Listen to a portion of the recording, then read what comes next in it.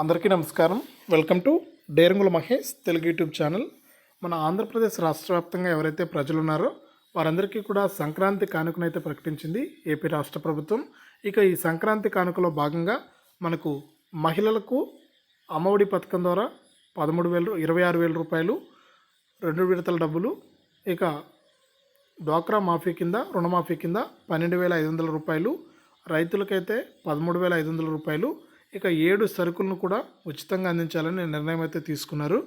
ఇక ఎప్పటి నుంచి వేస్తారు, ఎప్పటి నుంచి ఇవన్నీ కూడా మనకు ప్రజలకైతే ఇవ్వడం జరుగుతుంది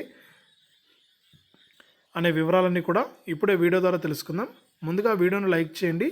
మీరు ఎంతమంది లైక్ చేస్తే అంతమందికి ఈ ఇన్ఫర్మేషన్ అనేది తెలుస్తుంది. అలాగే తెలిసిన వాళ్ళకు కూడా షేర్ చేయండి. ఇలాంటి మరెన్నో వీడియోలను అందరికంటే ముందుగా తెలుసుకోవడానికి ఇప్పుడే మన ఛానల్ను సబ్స్క్రైబ్ చేసుకుని పక్కనే వచ్చే గంట పైన నొక్కి మళ్ళీ వచ్చి ఆలనే గంట పైన కూడా నొక్కండి. అప్పుడే ప్రతి వీడియోను కూడా మీరు మిస్ అవ్వకుండా మీ ఫోన్ ద్వారా తెలుసుకుంటారు.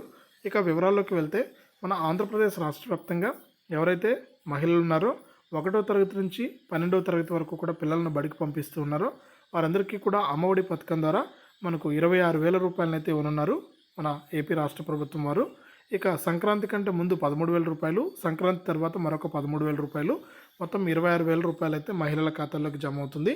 ఇక రెండోది చూసుకుంటే మనకు డ్వాక్రా రుణమాఫీ అనమాట. మహిళలకు సంబంధించి ఎవరైతే డ్వాక్రా లోన్లు తీసుకున్నారో వారందరికీ కూడా చివరి విడతగా ఈ డ్వాక్రా రుణమాఫీ కింద 12,500 రూపాయలనైతే ఏపీ రాష్ట్ర ప్రభుత్వం అయితే జమ చేయబోతుంది.